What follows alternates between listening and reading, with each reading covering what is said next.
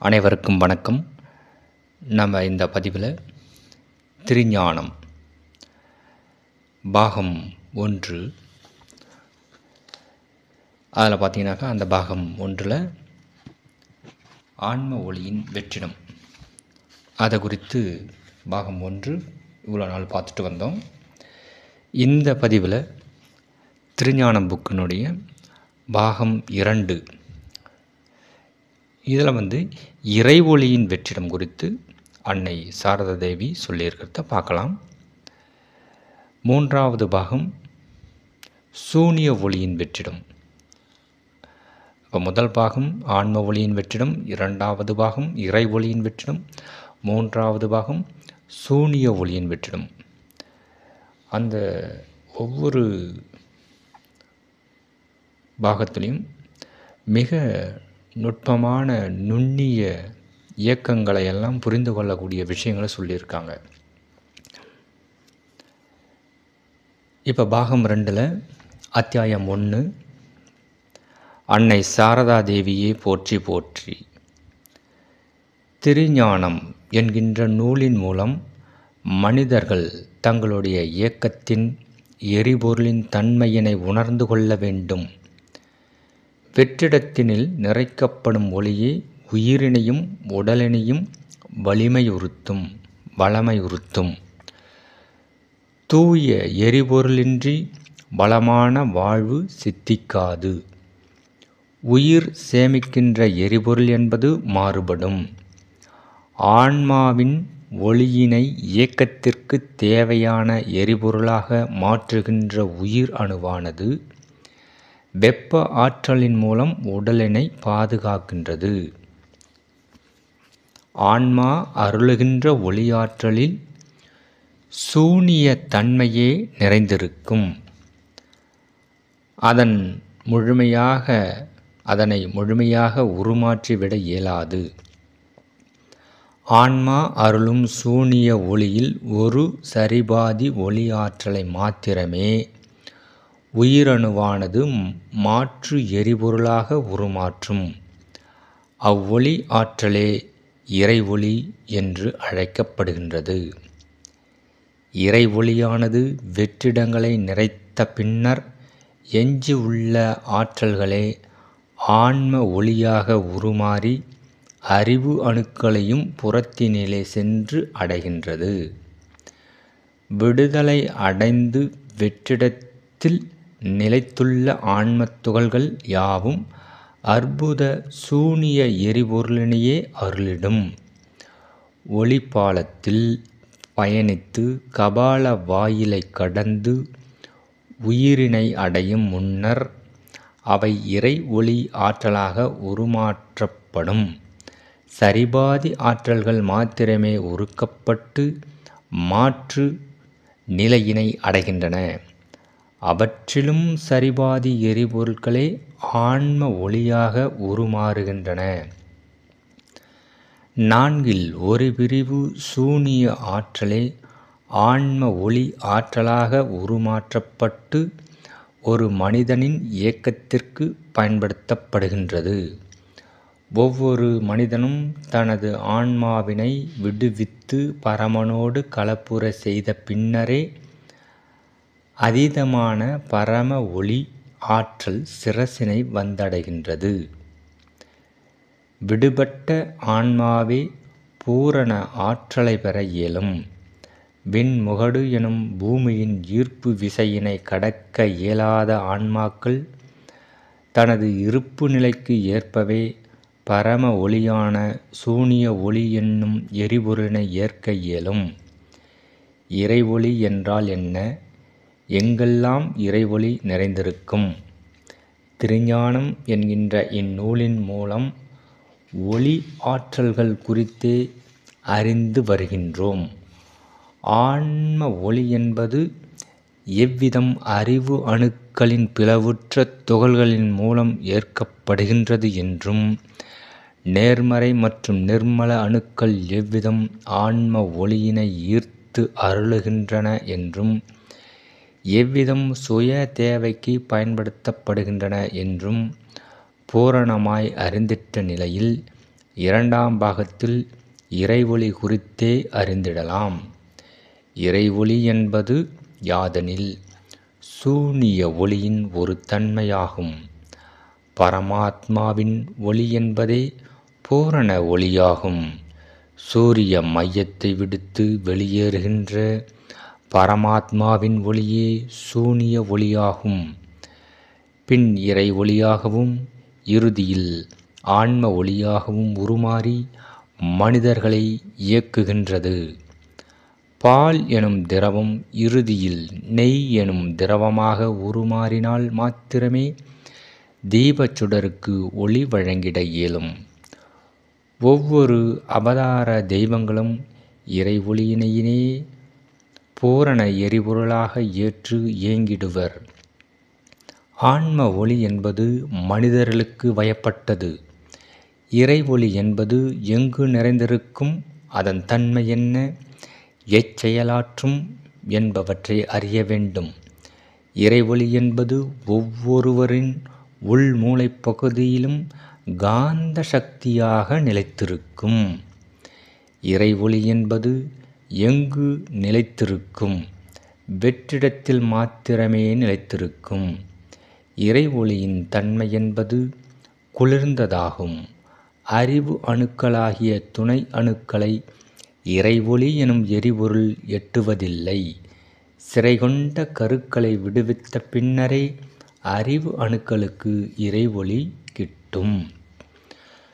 குளிர்ந்த தன்மையினை உடைய இறை ஒளி என்பது ஒரு மனிதனின் கபால வாயிலை கடந்து ஒற்றை அணுவினை அடையும் தருணம் அவை பெரும்பான்மையாக சத்திய யுகம் எனப்படும் 10ஆம் வட்ட அணுக்களில் மாத்திரமே சேமிப்புறும். தக்க தருணங்களில் ஒற்றை அணுவினால் வெப்ப ஆற்றலாக உருமாற்றப்படும். இறை ஒளியின் தன்மை என்பது குளிர்ச்சியாகும். சற்றே கடினத்தன்மை கொண்ட இறுகிய ஒளி என்றுமே உணரலாம். 10ஆம் வட்ட அணுக்களில் இறுகிய பாதரச ஒளியாக சேமிக்கப்படுகின்ற இறை ஒளியின் முக்கியத்துவத்தினையும் அவ்வொளியானது எவ்விதம் வெற்றிடத்தை பெருக்கும் என்றுமே அறிந்திடலாம். இறை ஒளி என்பது சற்றே இறுகிய குளிர்ந்த தன்மை கொண்ட பாதரச அமில ஆற்றல் நிறைந்த ஒளியாகும். விண்குருதி என்பது கபாலத்தை கடந்து சிரசினில் பிரவேசித்தவுடன் இறுகத் துவங்கும். பின்னர் 10ஆம் வட்ட அணுக்களின் வெற்றிடத்தினில் சேமிக்கப்படும். இறை ஒளியினை ஆன்ம ஒளியாக திரித்தால் மாத்திரமே மனிதனின் அறிவு ஏற்று இயங்கும். இறை ஒளியினை இறை ஒளியாகவே ஏற்று இயங்க வேண்டுமெனில் அறிவு அணுக்கள் யாவும் உருகி கரைந்திருக்க வேண்டும். அறிவினால் இறை ஒளியினை ஏற்க இயலாது. அதன் பொருட்டே அதீத அறிவு படைத்தவர்கள் இறைவனை ஏற்பதில்லை. 12 அத்தியாயங்களை உடைய இறை ஒளி வெற்றிடம் என்பது இறைவனையே பூரணமாக உணர்த்திவிடும். இறை ஒளி என்பது வெற்றிடத்தினில் மாத்திரமே நிறையும் தன்மை கொண்டது. எனில் ஒவ்வொரு அத்தியாயத்திலும் வெற்றிடத்தினை எவ்விதம் பெருக்குவது என்றும் அதனுள் இறை ஒளியினை எவ்விதம் நிறைக்க வேண்டும் என்றும் அதனை எவ்விதம் பயனுறுத்த வேண்டும் என்றும் அதன் பலன் குறித்தும் பூரணமாய் அறிந்திடலாம். வெற்றிடம் என்பது அணுக்களின் மத்தியில் உருவான பின்னரே எரிபொருள் என்கின்ற ஒளியாற்றல் நிறைக்கப்படும். இறை ஒளி என்பது எத்தகைய வெற்றிடங்களை நிறைக்க இயலும் என்பதனை அறிய வேண்டும். வெற்றிடம் பெருகினால் இறை ஒளியும் அதிக அளவினில் பெருகும். இறை ஒளியை பெருக்கினால் வெற்றிடத்தினை பெருக்காதவரை பலன் கிட்டாது.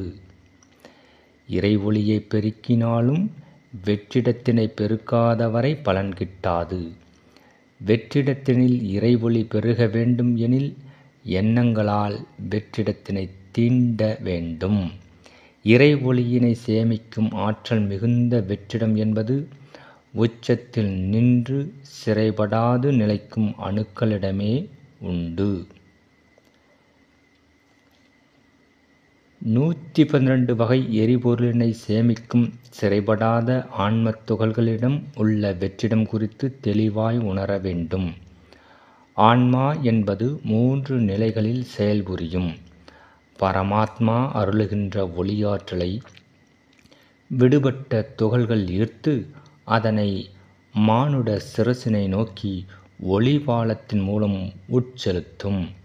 சூனிய ஒளியாக உருமாறி ஒளிபாலத்தில் பயணித்து மனித மூளையின் உட்பகுதியினை அடையும் தருணத்தில் சூனிய ஒளியின் அடர்த்தன்மை என்பது குன்றிவிடும்.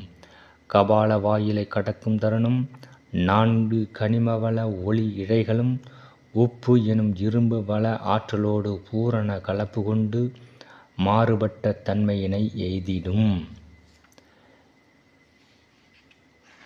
இதனுடைய தொடர்ச்சியை அடுத்த பதிவில் பார்க்கலாம்.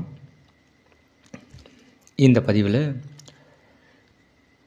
தூய எரிபொருள் இன்றி வளமான வாழ்வு சித்திக்காது.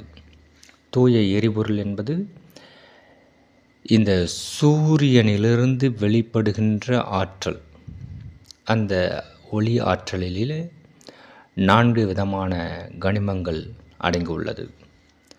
அவை பாதரச ஆற்றல், தங்க ஆற்றல், வெள்ளி கனிம ஆற்றல், பாதரச கனிம ஆற்றல். இந்த 4 ஆற்றல்களும் நம்மளுடைய சிரசின் உச்சியில் கபால வாயிலின் மூலமாக உட்செலுத்தப்படுகின்றது. அவை எந்த நேரம் என்றால் விடியற்காலையில் 3 மணிக்கு. அதுவும் இந்த மூளை என்ற புக்கில் மிக நுட்பமாக முருகப்பெருமானவர்கள் பல்வேறு விஷயங்களை சொல்லியிருப்பார். இந்த மூளையினுடைய இயக்கத்தில் அந்த 2:49 மணி முதல் 3:12 வரையிலும் ஒரு விதமான இந்த உச்சி கபால வாயில் திறவு கொள்ளும். அந்த நேரத்தில் அந்த ஃப்ராக்ஷன் ஆஃப் செகண்ட்ஸ் அப்படின்னு சொல்லக்கூடிய நேரத்தில் அதனுடைய ஆற்றல் எல்லாம் முழுமையாக உட்சென்று விடும். அப்படின்னு வேற ஒரு நொடி பொழுதில் அனைத்து ஆற்றல்களும் உள்ளே சென்று விடும் அப்படின்னு வேற சொல்லியிருப்பாங்க. அப்போ அந்த மூளை என்ற புக்கை நீங்கள் வாங்கி படிக்கணும். அது எங்கே கிடைக்கும்னாக்கா ஞானாலயத்தில், ஞானாலயம் அப்படின்னு சொல்லிட்டு யூடியூப்லேயோ இல்லது வெப்சைட்லேயோ சென்று, இது முருகப்பெருமானால் வழங்கப்பட்ட புத்தகம் மூளை. 4 வேத புத்தகங்கள், அதில் ஒன்று தான் இந்த மூளை. அதே மாதிரி அந்த சூரிய ஒளி ஆற்றலை குறித்து ஒவ்வொரு நாழிகையாக எந்த மாதிரியான ஒளி ஆற்றல்கள் சூரியனில் இருந்து மனிதர்களுக்கு எந்த விதமான நன்மைகளை செய்கின்றது போன்ற விஷயங்களை ஒளி லைட் என்ற புத்தகத்தின் மூலமாக வெளிப்படுத்தி உள்ளார் முருகப்பெருமான். அதை விட இதில் பார்த்தீங்கன்னாக்கா இந்த 10 வட்ட அணுக்கள் என்று சொல்லுவார்கள். அது சத்தியயுக வட்ட அணுக்கள். அது எங்கே இருக்குனாக்கா நம்மளுடைய உள் மூளையில் உள்ளது. அதை பற்றி விரிவாக தெரிஞ்சு கொள்ள வேண்டும் அப்படின்னாக்கா அதே ஞானாலயத்தில் அந்த புக்கு ஒன்று வெளியிட்டிருக்காங்க, கலியுக காவியம் அப்படின்னு சொல்லிட்டு. ஆன்மாவின் சுயசரிதம், கலியுக காவியம் ஆன்மாவின் சுயசரிதம். அந்த புக்கில் உள்மூலையில் உள்ள 10 வட்ட அணுக்களை பற்றி சொல்லிட்டு வருவாங்க. ஒவ்வொரு 3 வட்டங்களும் ஒரு யுகம். கலியுகத்திற்கென்று 3 வட்ட அணுக்கள். அடுத்து தோபர யுகம், அதற்கு 3 வட்ட அணுக்கள் உள்மூலையில். அடுத்து திரேதா யுக வட்ட அணுக்கள் 3 வட்ட அணுக்கள் உள்ளது. இந்த சத்திய யுக வட்ட அணுக்களுக்கு மட்டும் ஒரே ஒரு வட்டம். இப்படியாக நமது உள்மூலையில் தொடர்ச்சியாக சுருள் போன்று ஒரு ஸ்பிரங்கி போன்று அமைப்பிலே கலியுக அணுக்கள் பெருத்த நிலையிலும் மேலும் கூம்பு போன்ற ஒரு அமைப்பாக மேல் நோக்கி செல்கின்றது. அதன் உச்சியில் சத்தியுக யோக அணுக்கள், அதற்கு மேல் உயிர் என்று சொல்லக்கூடிய வெப்ப அணு, அதற்கு மேலாக ஆன்மா என்று சொல்லக்கூடிய ஆன்ம அணு. அது பல கோடி பாதரச துகள்களால் நிறைந்த ஒரு அணு, அந்த ஆன்மா. இப்படியாக அதனுள் எப்படி இந்த சூட்சும சுழுமுனை விநாயகப் பெருமான், முருகன், இந்த சக்தி அணுக்கள், பிரம்மா போன்ற பல்வேறு செயல்பாடுகளை அந்த கலியுக காவியம் ஆன்மாவின் சுயசரிதம் அந்த புக்கில் சொல்லியிருக்காங்க. அப்போ யுக வட்ட அணுக்களை குறித்து அதை அறிஞ்சிக்கணும். அப்போ தான் இந்த 10வது வட்ட அணுக்களை பற்றி தெரியும். இந்த ஒவ்வொரு யுக அணுக்களிலும் 3 வட்டங்கள் உண்டு. ஒரு யுகத்திலே கலியுக அணுக்களுக்கு எத்தனை வட்டங்கள்? 3 வட்டங்கள். அதில் ஒவ்வொரு வட்டத்திலையும் எந்த மாதிரியான பதிவுகள் இருக்கிறது, அதை எப்படி நீக்கலாம் போன்ற பல்வேறு விஷயங்களை சொல்லிகிட்டு இருக்காங்க. இப்போ கலியுகம் அப்படின்ற வட்ட அணுக்களை 3 வட்டங்களை எடுத்துக்கொண்டால் அதில் மாயை, கர்ம, ஆணவம். எப்படி அந்த மாயை எப்படி நீக்கலாம், கர்ம வினை பதிவுகளை எப்படி நீக்கலாம், அதை நீக்கினாக்கா என்ன நன்மை கிடைக்கும், ஆணவ பதிவுகளை எப்படி நீக்கலாம், அதை நீக்கினால் அதன் மூலமாக என்ன நன்மைகள் போன்ற பல்வேறு விஷயங்களை இப்படி அந்த ஆன்மாவின் சுயசரிதம் ஞானாலயத்தின் மூலமாக வெளியிட்டிருக்காங்க. அது நம்ம சப்த ரிஷிகள் அவர்களில் வால்மீகி ஐயாவும் அகத்திய பெருமானாலும் இந்த புத்தகம் வெளியிடப்பட்டுள்ளது.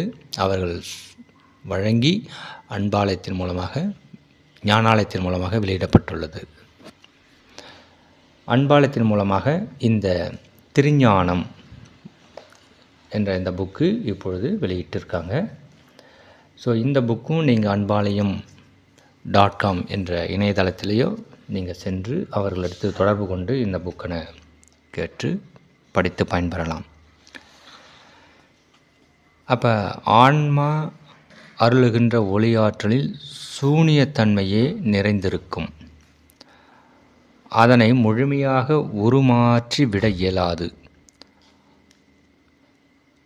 சூரியனிலிருந்து அந்த சூனிய ஒளி தான் வந்துக்கிட்டே இருக்குது. அது அந்த கபால வாயிலை கடந்து சென்று நமது ஆன்மாவினை அடைந்து ஆன்மாவில் இருந்து ஒரு சரிபாதி ஒளியாற்றலை மாத்திரமே உயிரணுவானது ஏற்று எரிபொருளாக உருமாற்றிடும். அவ்வாற்றலே இறை ஒளி என்று அழைக்கப்படுகின்றது. சூனிய ஆற்றல் அதிலிருந்து தான், சூரிய ஒளியிலிருந்து சூனிய ஒளி ஆற்றல் ஒரு சரிபாதி ஒளி ஆற்றல் மாற்றமே இறை ஒளியாக உயிரணுவால் மாற்றமடைகின்றது. எஞ்சியுள்ள ஆற்றல்களானது ஆன்ம ஒளியாக உருமாறி அறிவு அணுக்களையும் புறத்தினிலே சென்று அடைகின்றது.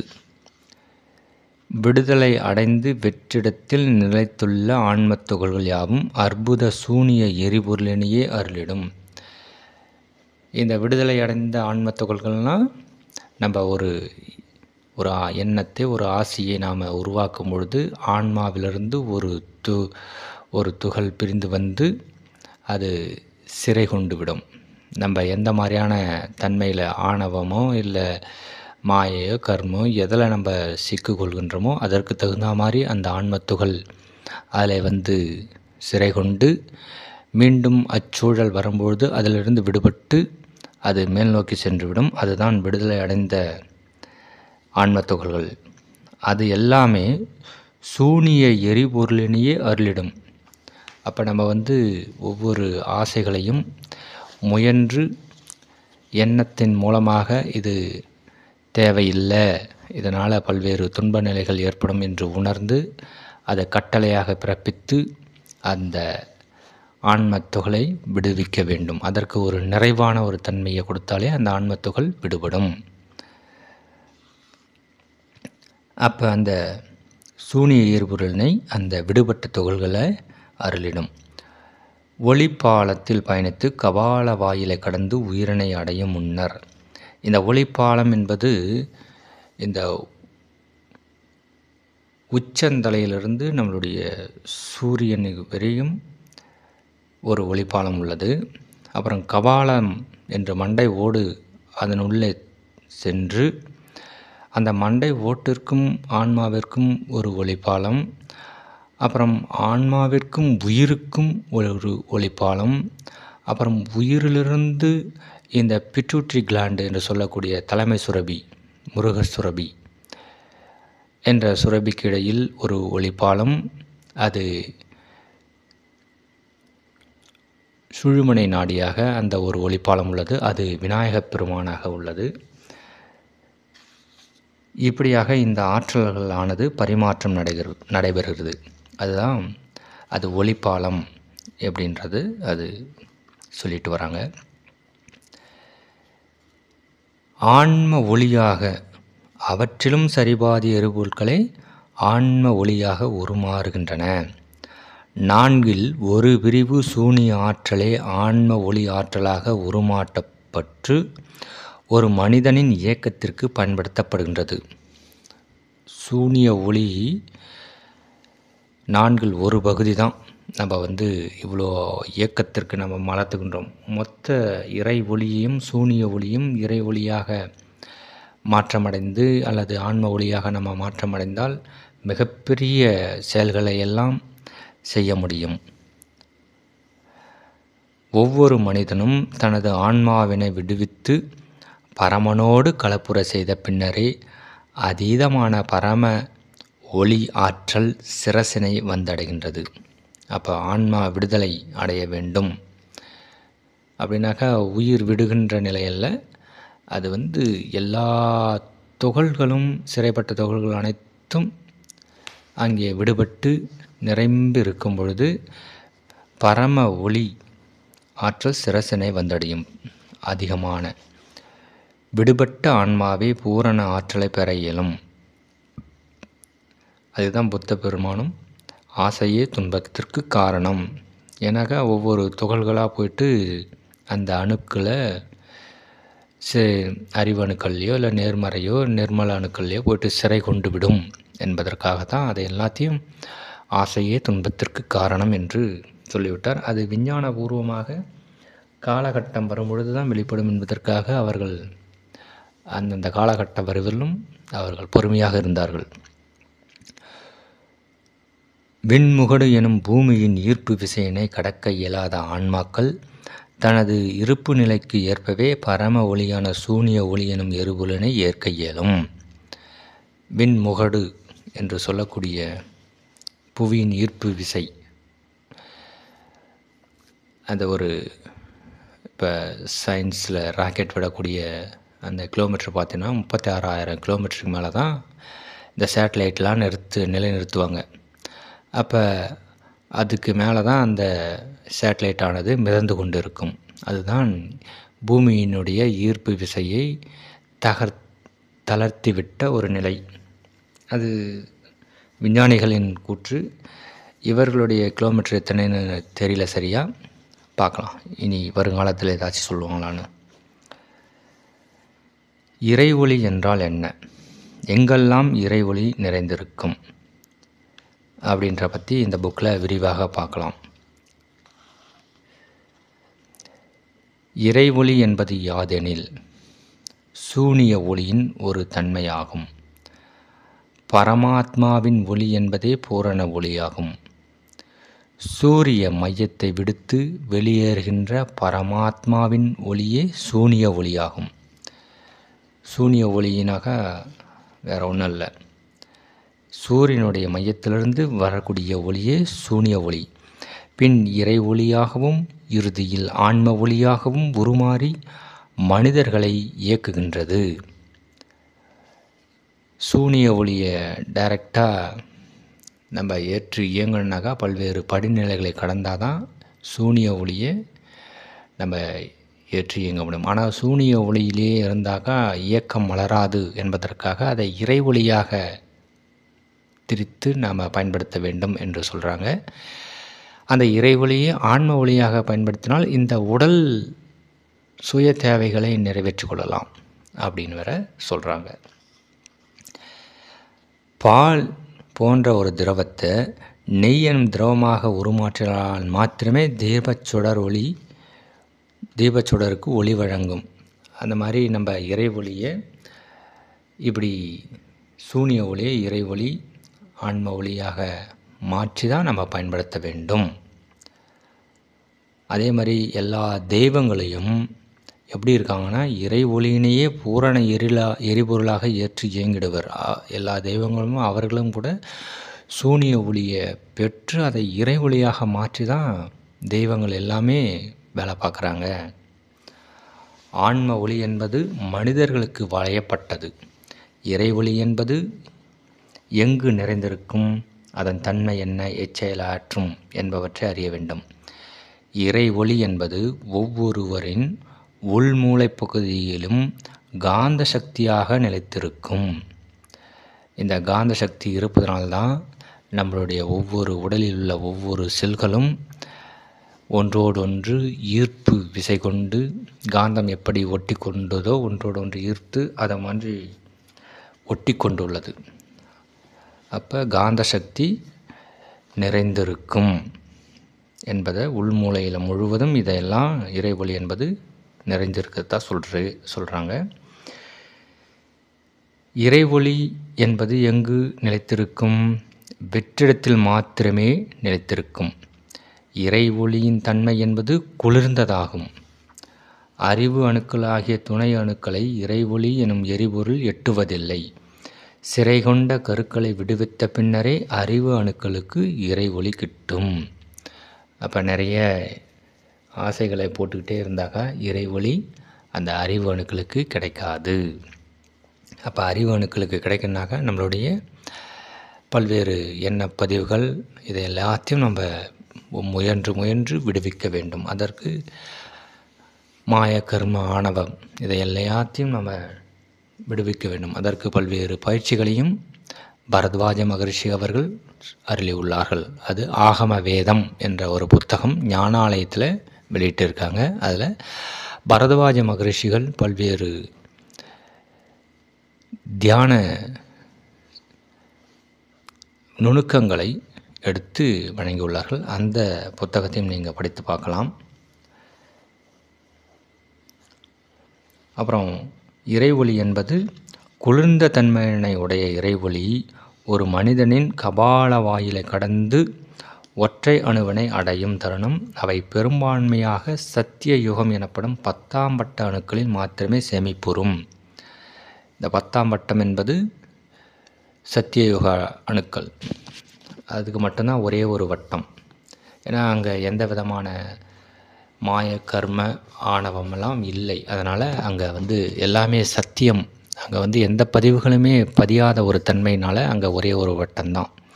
மீதி யுகங்களிலே இந்த 3 வட்டங்களாக அது மாற்றமடைகின்றது என்று ஆன்மாவின் சுயசரிதத்தில் சொல்லியிருக்காங்க. படித்து பாருங்கள். தக்க தருணங்களில் ஒற்றை அணுவினால் வெப்ப ஆற்றலாக உருமாற்றப்படும் இறை ஒளியின் தன்மை என்பது குளிர்ச்சியாகும். சற்றே கடினத்தன்மை கொண்ட இறுகிய ஒளி என்றுமே உணரலாம். 10ஆம் வட்ட அணுக்களில் இறுகிய பாதரச ஒளியாக சேமிக்கப்படுகின்ற இறை ஒளியின் முக்கியத்துவத்தையும் அவ்வொளியானது எவ்விதம் வெற்றிடத்தை பெருக்கும் என்றுமே அறிந்திடலாம். அப்புறம் வெற்றிடம் என்பது அணுக்களின் மத்தியில் உருவான பின்னரே எரிபொருள் என்கின்ற ஒளியாற்றல் நிறைக்கப்படும். ஒவ்வொரு அணுக்களிலும் மத்தியில் வெற்றிடம் உருவாக வேண்டும். அப்போ வெற்றிடம் உருவாக வேண்டும்னாக்கா இறைவனிடத்து பக்தி சரணாகதம் செலுத்தினா தான் அதை அங்கே வெற்றிடம் உருவாகும். வெற்றிடம் நிறைந்தால் இறை ஒளி, ஆன்ம ஒளி, சூனிய ஒளி இதெல்லாம் நிறையும். 112 வகை எரிபொருளினை சேமிக்கும் சிறைபடாத ஆன்ம துகள்களிடம் உள்ள வெற்றிடம் குறித்து தெளிவாய் உணர வேண்டும். ஆன்மா என்பது 3 நிலைகளில் செயல்புரியும். பரமாத்மா அருளுகின்ற ஒளி ஆற்றலை விடுபட்ட துகள்கள் ஈர்த்து அதனை மானுட சிரசினை நோக்கி ஒளிபாலத்தின் மூலம் உட்செலுத்தும். சூனிய ஒளியாக உருமாறி ஒளிப்பாலத்தில் பயணித்து மனித மூளையின் உட்பகுதியினை அடையும் தருணத்தில் சூனிய ஒளியின் அடர்த்தன்மை என்பது குன்றிவிடும். கபால வாயிலை கடக்கும் தருணம் 4 கனிம வள ஒளி இழைகளும் உப்பு எனும் இரும்பு வள ஆற்றலோடு பூரண கலப்பு கொண்டு மாறுபட்ட தன்மையினை எய்திடும். 4 கனிம வளம் பாதரச ஆற்றல், தங்க ஆற்றல், வெள்ளி ஆற்றல், தாமிர ஆற்றல், இப்படியாக அதை சொல்லிட்டு வராங்க. ஸோ அதை பற்றி உப்பு என்பது இரும்பு ஆற்றல். அந்த இரும்பு தான் இந்த மேக்னட்டிக் இழுக்கக்கூடிய காந்தத்தை வசப்படுத்தக்கூடிய ஆற்றலுடையது. அதனால் அதை பற்றியும் என்ன சொல்கிறாங்கன்னு பார்க்கலாம். நன்றி. மீண்டும் அடுத்த பதிவில் பார்க்கலாம்.